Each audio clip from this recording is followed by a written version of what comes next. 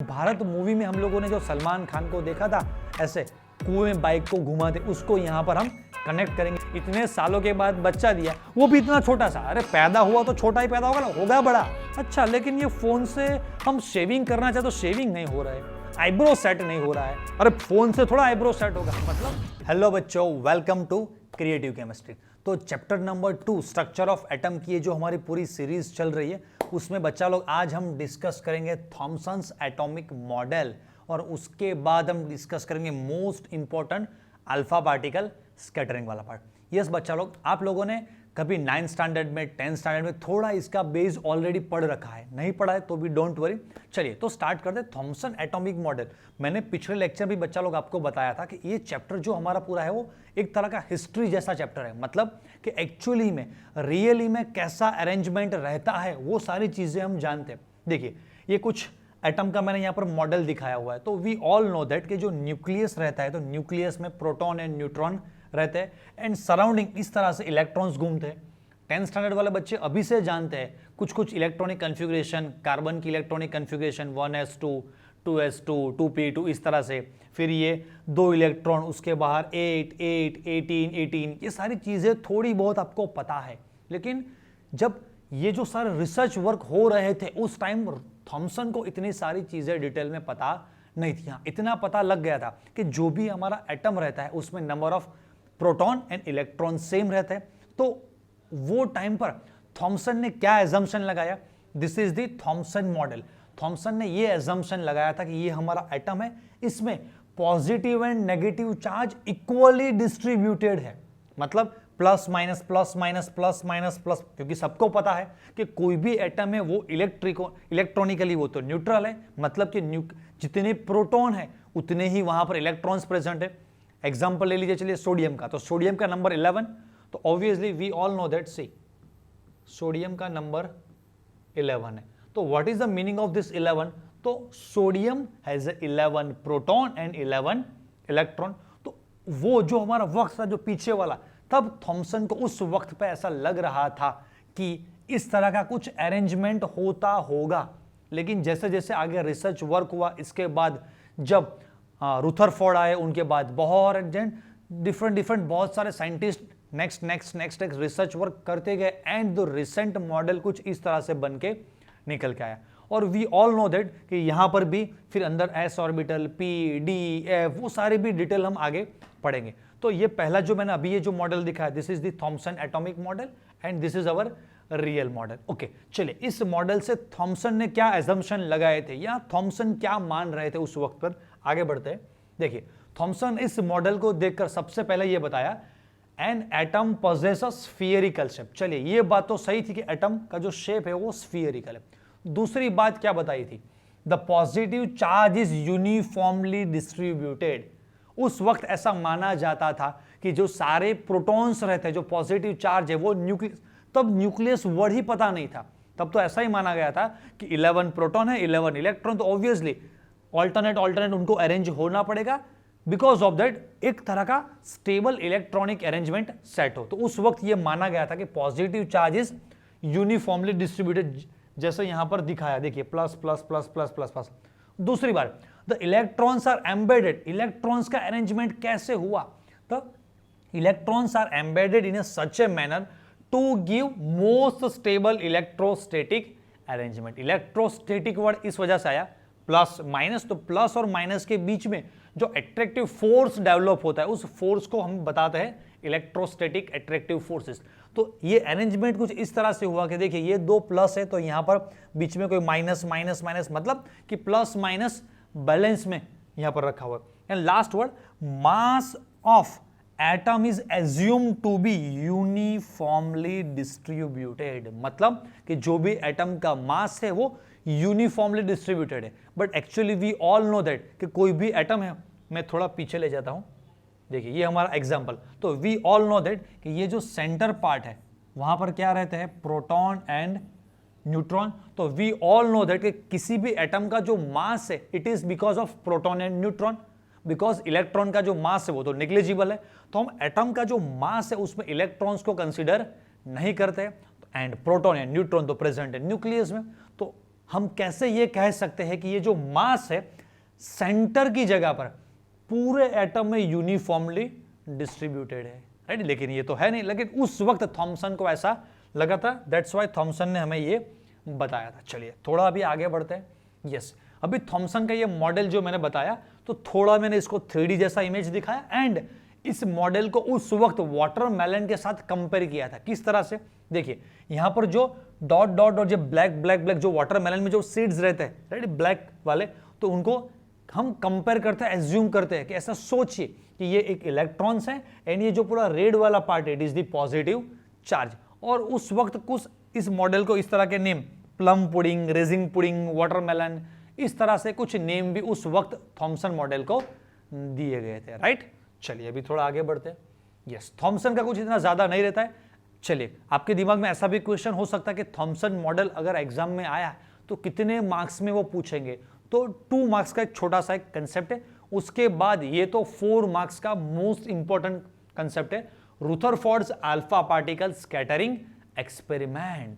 तो जो थॉमसन की जो सारी लिमिटेशंस थी, हम कह सकते हैं कि उनके मॉडल का जो एक ड्रॉबैक था, मतलब कि जो सही इंफॉर्मेशन हमें जो थॉमसन मॉडल से नहीं मिल रही थी, वो करेक्ट किसने किया, रुथरफोर्ड ने। कैसे, अल्फा पार्टिकल स्कैटरिंग एक्सपेरिमेंट से। पहले मैं आपको डायग्राम दिखा था, उसके बाद हम उसका एक एनिमेशन भी देखेंगे, तो एनिमेशन से आपको परफेक्टली अच्छी तरह से समझ में आ जाएगा। देखिए यस, यहां पर एक आपको एक डायग्राम दिखाया हुआ है, ये कोई सोर्स ऑफ अल्फा पार्टिकल, अंदर लेड पीबी मेटल लिया हुआ है, राइट। यहां से ये पास होता है, तो देखिए फर्स्ट ऑफ ऑल ये अल्फा पार्टिकल का सोर्स है। What is the alpha particle, तो मैंने पिछले वीडियो में आपको बताया था कि alpha particle is nothing but it is the helium 2, उसका मास रहता है 4, राइट, एंड उसके ऊपर चार्ज रहता है +2, मतलब it is positively charged alpha helium atoms. Positively charged helium atom मतलब अल्फा पार्टिकल। यहां से अल्फा पार्टिकल का गोल्ड फॉइल पर बॉम्बार्डिंग हो रहा है। ये सारी चीज क्या लगाई हुई हम बाद में डिस्कस करेंगे, लेकिन यहां पर लिया मैंने गोल्ड फॉइल।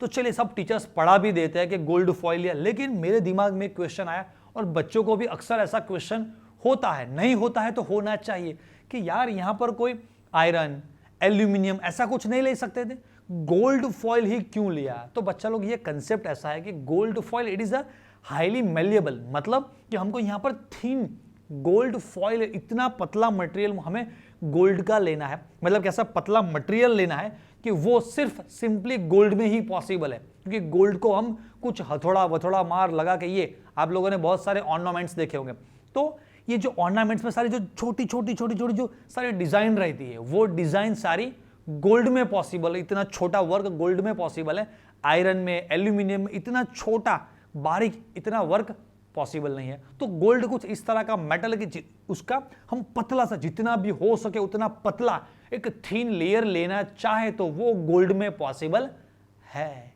राइट बच्चा लोग। तो चलिए मैंने यहां पर गोल्ड फॉइल लिया, यहां से मैं अल्फा पार्टिकल का जो सोर्स है वहां से फुल वोल्टेज से, मतलब कि फुल जोर से ये गोल्ड फॉइल पर बॉम्बार्डिंग कर रहा हूं। तो एक्चुअली जो थॉमसन ने बताया था, अकॉर्डिंग टू दैट ऐसा होना चाहिए था कि ये जो सारे अल्फा पार्टिकल से गोल्ड, अल्फा पार्टिकल यहां से जो जा रहे हैं वो गोल्ड फॉइल से पास नहीं होने चाहिए, वो सारे गोल्ड फॉइल के साथ टकरा के वापस आने चाहिए। और हम ऐसा भी कह सकते हैं कि गोल्ड फॉइल में से मोस्ट ऑफ पास नहीं हो पाते हैं, वापस रिटर्न बाउंस बैक हो रहे, कुछ कुछ उसमें से पास हो रहे। लेकिन जब एक्सपेरिमेंट हुआ तब देखा गया कि यहां से जितने भी अल्फा पार्टिकल्स निकल रहे तो ऑलमोस्ट सारे, हम कह सकते हैं कि 99.99% सारे अल्फा पार्टिकल उसमें से पास हो गए। चलिए आपको कैसे पता चला कि इसमें से ये पास हो रहे, तो हमने यहां पर पीछे इस तरह का कुछ देखिए फोटोग्राफिक प्लेट, मतलब कि हम लोगों ने आगे जो पढ़ा था फ्लोरोसेंट स्क्रीन, इस तरह का कुछ ऐसा मटेरियल लिया हुआ कि जब भी ये अल्फा पार्टिकल इस फ्लोरोसेंट स्क्रीन पर स्ट्राइक करते हैं तो वहां पर एक तरह का ग्लो होता है, मतलब कि वहां पर कुछ ऐसा चिंगारी जैसा कुछ ऐसा स्पार्क लगता है, ये हमें पता चलता है कि अच्छा ये यहां से जो अल्फा पार्टिकल इस डायरेक्शन में जा रहे हैं, वो यहां से कुछ अल्फा पार्टिकल्स ऐसे सीधे गए, कुछ यहां से ऐसे गए, कुछ यहां से ऐसे गए, कुछ ऐसा गया,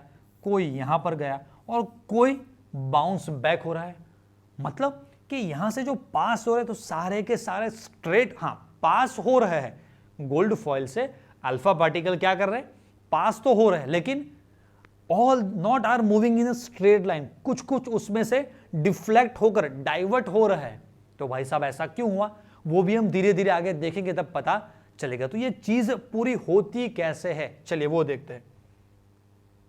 यस देखिए यहां से अल्फा पार्टिकल जा रहा है, राइट।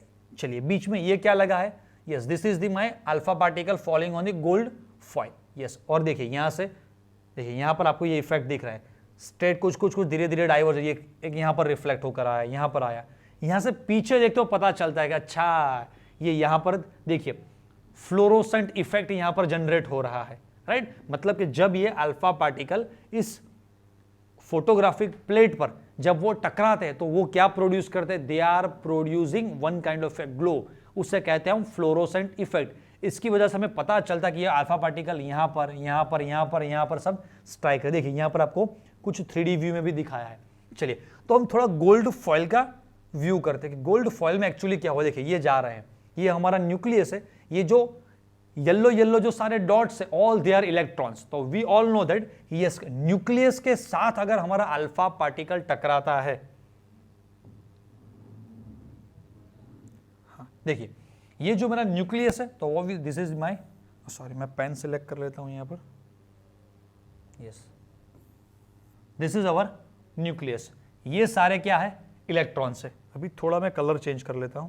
देखिए अभी ये जो अल्फा पार्टिकल्स बच्चा लोग आ रहे हैं, तो अल्फा पार्टिकल क्या है, दे आर He2+, मतलब positively charged particles. Yes nucleus भी क्या रहता है बच्चा लोग, पॉजिटिवली चार्ज। तो जब कोई एक पॉजिटिवली चार्ज पार्टिकल न्यूक्लियस के साथ टकराता है तो ऑब्वियसली ये भी पॉजिटिवली चार्ज, ये भी पॉजिटिवली चार्ज, तो जैसे उसके साथ टकराया तो वो क्या होगा, बाउंस बैक। और वी ऑल नो दैट कि जो प्रोटॉन न्यूट्रॉन जो पूरा मास रहता है वो न्यूक्लियस में रहता है, और ये सारी स्पेस यहां पर क्या है, एम्प्टी।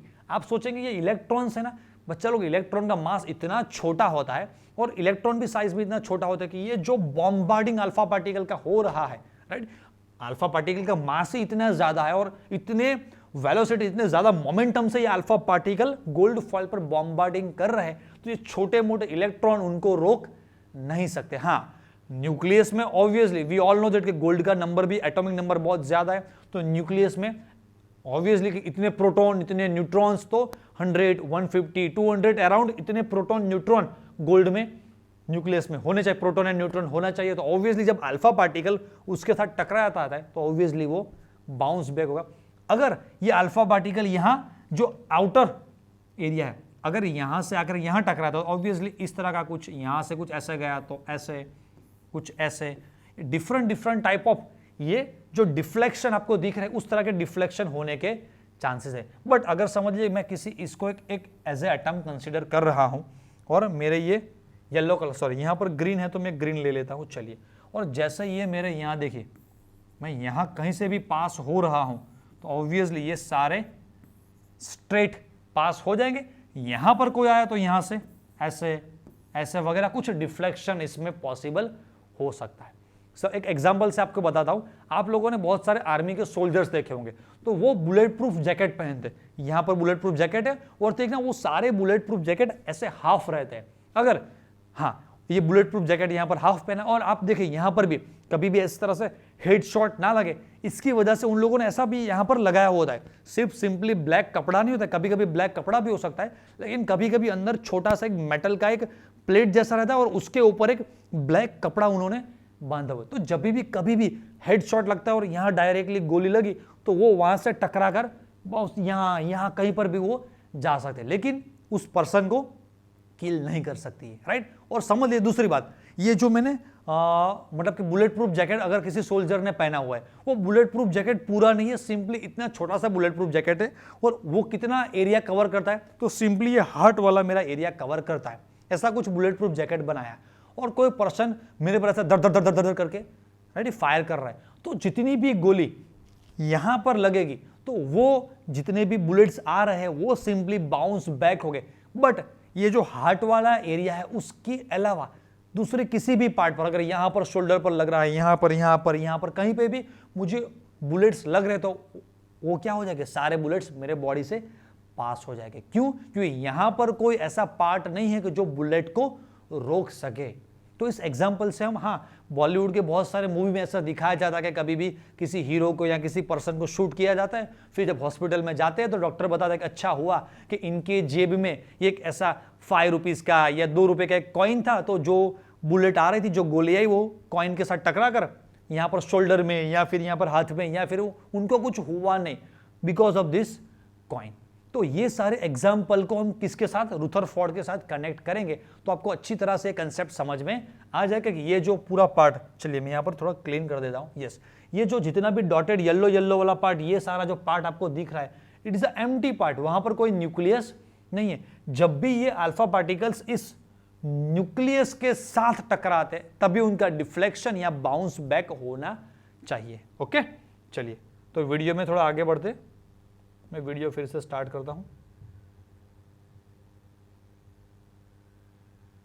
देखिए आप, यस, ये सारे उसमें से पास हो रहे हैं, देखिए यस, ये डिफ्लेक्शन हुआ, यस, ये इसका डिफ्लेक्शन हुआ और ये हुआ हमारा बाउंस बैक, राइट। तो चलिए, ये जो थ्योरी हम लोगों ने पढ़ा, जो एनिमेशन देखा, उससे कंक्लूजन रुथरफोर्ड ने क्या निकाला, क्या ऑब्जर्वेशन था और उनका क्या कंक्लूजन था। तो देखिए, ये जो अभी हम लोगों ने एनिमेशन देखा, उसका मैंने यहां पर डायग्राम बनाया हुआ है, कलर में पेन का यहां पर सिलेक्ट कर लेता हूं, चलिए red. Okay, most of alpha particle, क्या लिखा है, passed through the gold foil were undeflected, without undeflected, तो दिखाई दे रहा है, all they are passed. Very less alpha particles were deflected, कुछ कुछ डिफ्लेक्शन हो रहा है, एंड क्या लिखा है, वेरी फ्यू, मतलब कि 20,000 अगर पास हो रहे तो उसमें से simply only 1 bounced back, deflected by nearly 180। मतलब यहां पर देखिए आपके बहुत सारे उसमें से पास हो रहे, कुछ कुछ का डिफ्लेक्शन हो रहा है, और कोई एक यहां पर दिखाया कि जो कुछ इस तरह से क्या हो रहा है, बाउंस बैक हो रहा है। वाई? तो इसका कंक्लूजन ये निकला, most of the space in atom remain empty, atom जो हमारा है वो एम्प्टी है। उसके बाद atomic radius is about 10⁻⁻10 metre and nucleus तो उससे भी छोटा 10⁻⁻15, 10 टू द पावर है ना, माइनस में पावर, तो ऑब्वियसली कि जो एटम का रेडियस वो बड़ा होगा, एंड 10⁻⁻15 है तो ऑब्वियसली वो उससे क्या होगा, छोटा होगा बच्चा लोग, राइट। चलिए, यस, आप ये देख सकते हैं यहां से कि सभी पास हो रहे, ये सारा, ये जो सारा पूरा स्पेस यहां पर है, ये तो all this space is a empty space, right, and this is the area, it is called nucleus. Okay, the positive charge and most of the mass of the atom is concentrated in a nucleus.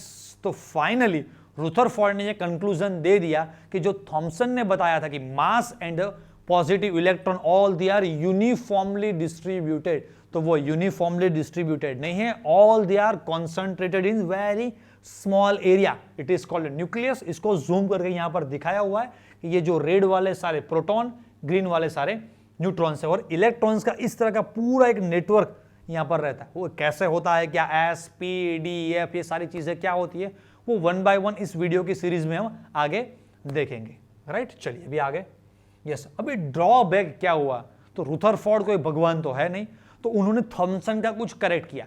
फिर जब Rutherford ने अपना conclusion रखा तो world के दूसरे जो scientist रहते उन्होंने सोचा कि अच्छा रुथरफोर्ड ने क्या बताया, तो सारी रुथरफोर्ड की स्टडी की, और फिर उन लोगों ने देखा कि अच्छा रुथरफोर्ड ने ये जो बताया, लेकिन ये चीजें तो कुछ इस तरह से हो रही है, मतलब कि ये चीजें एग्जिस्ट करती है, तो रुथरफोर्ड का ये वाला पार्ट कुछ मिस्टेक है।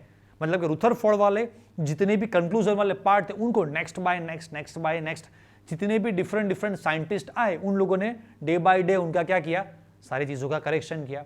आप देखिएगा कि सबसे पहले जो टेलीफोन आया था वो क्या कैसा था, बोलने का कुछ इस तरह का था और सुनने का कुछ इस तरह का था। फिर उसके बाद उसका कुछ एडवांस वर्जन आया, क्या आया, फिर इस तरह का कुछ लैंडलाइन फोन आया, तो अच्छा क्या रिसर्च। उसके बाद कोडलेस फोन आए, तो कोडलेस फोन में जो डायल रहता है, फिर हम फोन को इधर उधर लेकर घूम सकते हैं उसके रेंज में। उसके बाद मोबाइल आए, तो वो भी कीपैड वाला मोबाइल आया। उसके बाद स्मार्टफोन आए, ये अभी तो इतना टेक्नोलॉजी आगे बढ़ गया है कि पूरा फोन सिंपली समझ लीजिए कि वॉच में आ गया, सिंपली हम वॉच से या ब्लूटूथ या छोटा सा लगा दिया तो किसी को पता भी नहीं चलता कि ये बंदा किसके साथ बात कर रहा है। तो this is the development in technology. शायद फ्यूचर में ये भी हो सकता है कि ना हमको पॉकेट में मोबाइल रखना है, ना कुछ इस तरह का कुछ वॉच रखना है, सिंपली कोई ऐसा छोटा सा गैजेट होगा जो हम यहाँ से लगाएंगे और ऐसी कुछ टेक्नोलॉजी आएगी। मुझे भी नहीं पता, अगर पता होता तो आपको जरूर बता देता, राइट।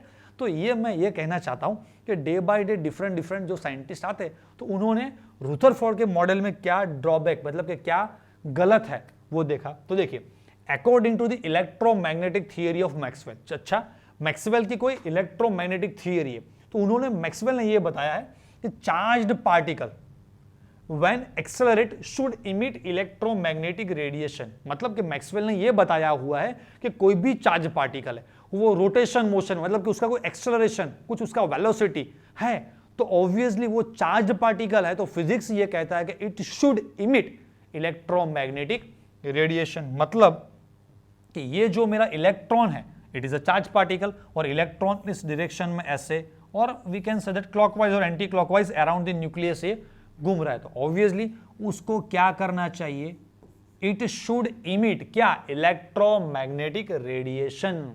तो बच्चा लोग, इलेक्ट्रोमैग्नेटिक रेडिएशन क्या चीज है वो हम नेक्स्ट वीडियो में डिटेल में डिस्कस करेंगे। शॉर्ट में बता देते हैं कि हम जो टेलीफोन पे बातें करते हैं, एटमॉस्फेयर में जो डिफरेंट डिफरेंट कंपनी के जो नेटवर्क्स रहते हैं, फिर वो टीवी के नेटवर्क्स हो सकते हैं, वाईफाई के नेटवर्क हो सकते हैं, कुछ इस तरह के जितने भी नेटवर्क्स है, राइट, सैटेलाइट के कुछ नेटवर्क्स आ रही है, हम कुछ एक चीज दूसरी जगह पर शेयर कर रहे हैं, मेल कर रहे हैं, तो वो सारी चीजें कैसे ट्रांसमिट हो रही, इलेक्ट्रोमैग्नेटिक वेव के थ्रू। वो सारी चीजें अभी आप जो YouTube पे वीडियो देख रहे हैं, तो मैंने कुछ जगह पर अपलोड किया है, वो इंटरनेट आपके फोन में आ रहा है, और ड्यू टू दैट वो कन्वर्ट करके इलेक्ट्रोमैग्नेटिक जो रेडिएशन उसको कन्वर्ट करके आप अभी वीडियो फॉर्म में मुझे आप देख पा रहे हैं। लेकिन इसके बारे में डिटेल में बाद में डिस्कस करेंगे। अभी इतना समझिए कि मैक्सवेल ने क्या बताया था, कि मैक्सवेल ने अपने आप ऐसा कुछ थ्योरी बना के रखा है कि कोई भी चार्ज पार्टिकल अगर मोशन में है तो it should emit electromagnetic radiation. मतलब कि यहां पर इलेक्ट्रॉन को भी कुछ रेडिएशन इमिट करना चाहिए। दूसरी बात क्या बताई थी, therefore when electron in orbit emit radiation, अच्छा, the energy of radiation comes from electronic motion, thus orbit shrinks. मतलब कि इलेक्ट्रॉन जो घूम रहा है और इलेक्ट्रोमैग्नेटिक रेडिएशन अगर वो जनरेट करता है, तो वो जनरेट करने की एनर्जी कहां से आएगी भाई साहब, तो वो एनर्जी आती है इलेक्ट्रॉनिक मोशन से।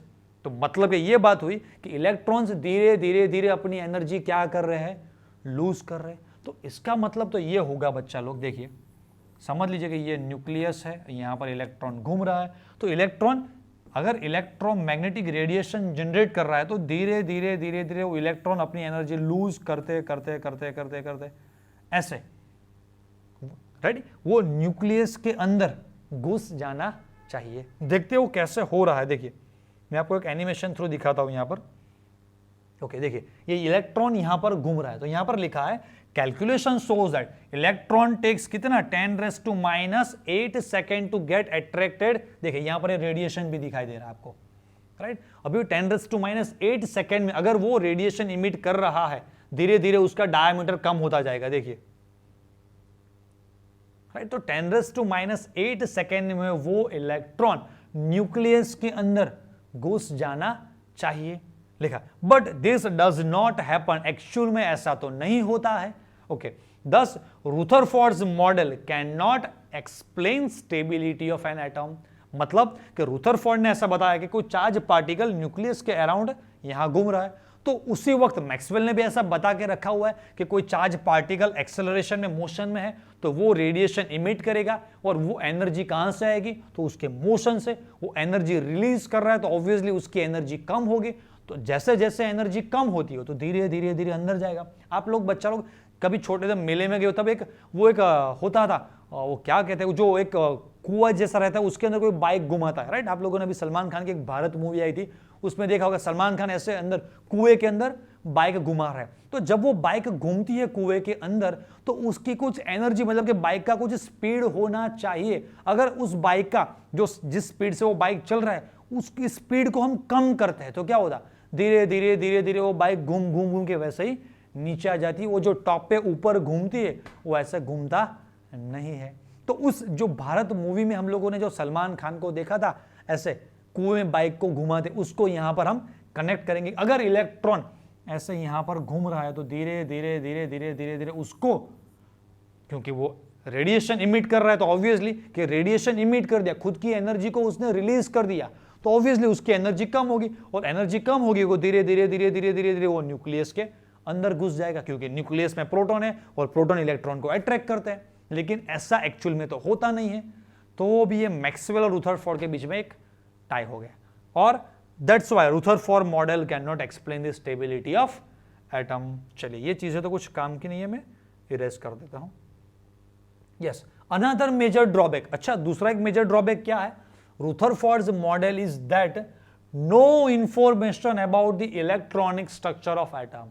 अरे अभी वो पैदा हुआ है भाई, आप एक एग्जांपल समझिए, कोई बच्चा अभी पैदा हुआ है, जैसे पैदा हुआ, अगर उसके मम्मी पापा ऐसा सोचेंगे अरे यार बच्चा पैदा तो लेकिन चलता नहीं है, ये दौड़ता नहीं है, ये खाता नहीं है, अरे अभी तो पैदा हुआ है, मतलब कि अभी तो रिसर्च स्टार्ट हुआ है यार। थॉमसन का कुछ मॉडल था, हम हमारे लाइफ में एक संतोष नाम की कोई चीज, सेटिस्फैक्शन नाम की कोई चीज नहीं है कि बस अब सैचुरेट हो गया, अभी इससे ज्यादा नहीं चाहिए। एक जोक सुनाऊंगा, समझ लीजिए कोई एक भाई साहब थे, उनके घर को बहुत सालों से कोई बच्चा नहीं हो रहा था, शादी के बाद 5 साल 10 साल 12 साल हो गए, फिर 12 साल के बाद उनके वाइफ प्रेग्नेंट हुए, वो सारे लोग 9 महीने कंप्लीट हुए, वो हॉस्पिटल गए, और जैसे ही बच्चे का जन्म हुआ, नर्स दौड़ते दौड़ते ऐसे लेकर आई कि देखिए आपके घर लड़का पैदा हुआ है। उन भाई साहब ने लड़के को हाथ में लिया, यूं मुंह लुटका के खड़े हुए। नर्स ने पूछा कि भाई क्या हो गया, अब खुश नहीं है कि 12 सालों के बाद आपके घर बच्चा पैदा हुआ है?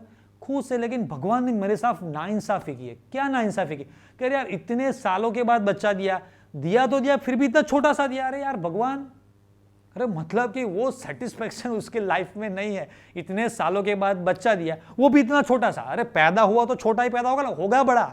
वो ऐसा सोच रहा था कि 12 सालों के बाद पैदा हुआ तो बड़ा पैदा होना चाहिए। अरे कैसे बड़ा पैदा होगा? तो लाइफ में सेटिस्फेक्शन होना चाहिए। मतलब कि ये सारे साइंटिस्ट ने बताया कि रुदरफोर्ड के मॉडल में ये नहीं है, ये नहीं है। अगर आप सोचेंगे कि चलिए स्मार्टफोन में, अच्छा ब्लूटूथ है मेरे फोन में, इसमें कैलकुलेटर है, इसमें ये है, ये सारी चीजें, अच्छा लेकिन ये फोन से हम शेविंग करना चाहे तो शेविंग नहीं हो रहा है, आईब्रो सेट नहीं हो रहा है। अरे फोन से थोड़ा आईब्रो सेट होगा, मतलब कि फ्यूचर में शायद कुछ रिसर्च वर्क ऐसा हो जाए और हम फोन में एप्लीकेशन में लगाए कि अच्छा इस तरह का हमें ट्रिम करना है, ट्रिम किया और मोबाइल को ऐसे घुमाया तो शेविंग भी हो सकता है। फ्यूचर में शायद ऐसा रिसर्च हो भी जाए, अभी तो मैं एग्जांपल सिर्फ मस्ती के लिए दे रहा हूं।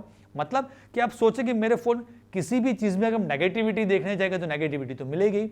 मतलब कि मैं ये बता रहा हूं कि रुदरफोर्ड ने इतना तो हमें बताया कि यार जो प्रोटॉन न्यूट्रॉन हो वो न्यूक्लियस में रहते हैं और इलेक्ट्रॉन ऐसे घूमते हैं। उसके बाद आगे कुछ बहुत रिसर्च करेंगे, उसके बाद आउफबाउ, पाउली, हुंड, वो सारे साइंटिस्ट मिलाकर at the end of the our chapter ये इंफॉर्मेशन जो रुदरफोर्ड से नहीं मिल रही थी इलेक्ट्रॉनिक स्ट्रक्चर के अरेंजमेंट की, वो भी मिल रही होगी। तो थोड़ा सब्र करो, रुको।